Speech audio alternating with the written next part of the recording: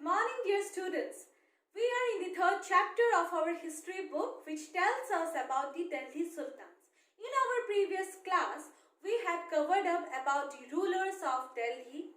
Then we had known the sources like inscriptions, coins, archaeological remains. And the most important source was the Tawarik.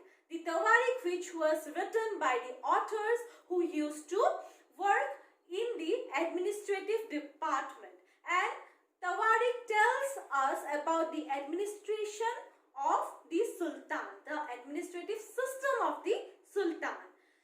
Today we will start from garrison town to empire. This is our topic, the expansion of the Delhi Sultanate. So how the Delhi Sultanate expand from garrison town to an empire, you will know about that in today's class. So let's start. First of all, the topic tells us about the garrison town. So you have to know what do you mean by garrison town. So garrison town is an area, okay, which is highly fortified, and soldiers, rulers, people used to live there. Suppose this is one area, okay. So this is one area, and this zigzag pattern is one area. So this area is fortified by walls. Fortified by walls means they have a huge boundaries, and in this particular area, the rulers, the soldiers, the people used to live, and so this area is known as what? Garrison town. So this area is known as garrison town. So this is garrison town actually, okay. An area which is highly fortified, by walls. That means it has boundaries. And after that, in the center, the main area where rulers, people used to live, and also the soldiers. Sultan seldom controls the hinterland of the cities. Now, sultans, they rarely control the hinterland of the cities. Now, what do you mean by hinterland? Hinterland is actually the plot of land adjacent to city or part that supply it with goods and services. So, hinterland is the area, okay, which is near to the garrison town, and from hinterland only the sultans used to get resources, goods and services, okay. And this hinterland is the area which is rarely controlled by the sultan. Sultan used to control the garrison town, and they used to get their resources, goods from the hinterland. Hinterland is simply the area which is near to the garrison town, or the area where they used to rule. Delhi Sultan was dependent upon trade, tribute or plunder for supplies. So, the Delhi Sultans, they used to live in the garrison town. So, obviously they were dependent upon their resources, and these resources were, you can say, provided to the rulers by the hinterlands, okay, by the hinterlands. How? Sometimes they used to trade. Okay, the Delhi Sultans used to trade with the hinterlands. Sometimes the weaker rulers they used to give things to the Sultan to show their tribute. And sometimes even the Sultan used to plunder the cities or areas nearer to them. Why they used to plunder? To get their resources and goods, okay.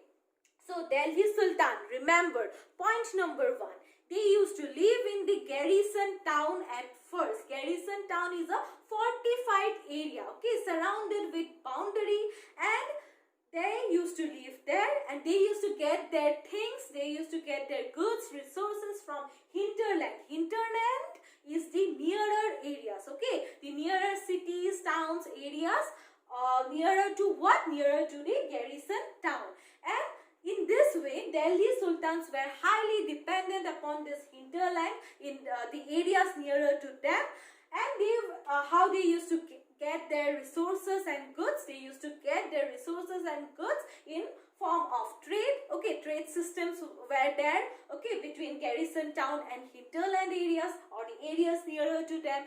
There were also tributary system. That means rulers used to show their sense of tribute to the sultan by providing them supplies. And sometimes the sultan also used to plunder the nearer areas. So controlling garrison towns in distant Bengal and Sindh from Delhi was extremely difficult. So the controlling the garrison towns, okay, the towns which were ruled by the sultans, okay, to control the distant garrison town was not easy. Okay, Delhi was their capital. Even they have you can say they have their power over Bengal and Sindh area, but to control the Bengal and Sindh area from Delhi was not an easy task. So they used to face some kind of difficulties controlling the garrison towns in distant Bengal and Sindh. That means the towns which the areas of Bengal and Sindh from Delhi, okay, to control from Delhi was extremely difficult. And what kind of problems they used to face? The problems like rebellion by locals and governors. So the governors and the locals, okay, in the hands of the locals and governors, the sultan used to give some areas that suppose from today onwards I am the governor, okay, of this area. So this area I will look after this area, but who will be the ruler? The ruler will be the Delhi Sultan only, but I will look after the area. But sometimes what happened, due to for example, I am very much powerful. So in order to establish my own kingdom, what I used to do, sometimes I used to capture the area which is provided me to the sultan, okay, provided to me by the sultan. So this kind of things were there. So this is one of the problem. After that, wars, there were frequent wars as well. Mongol invasion, so Sindh area was under the Delhi Sultan. So there were Mongol invasions as well in the Afghanistan. So this is also one of the problem. They were afraid of the Mongol invasion and they used to show the Mongols that they were also powerful.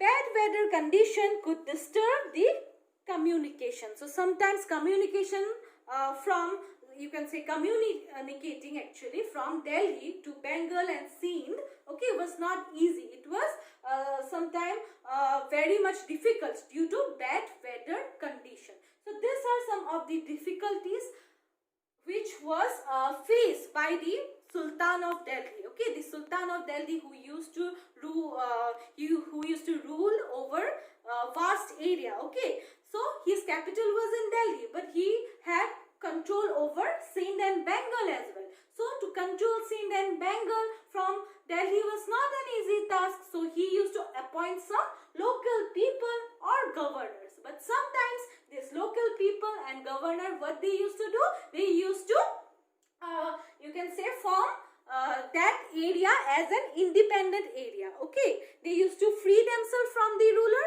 and they used to take that area under their own control. Then wars were there and Mongol invasion was also there in Afghanistan. So they had also faced problems from the Mongols. Then bad weather condition was also one of the problem, okay, in their communication.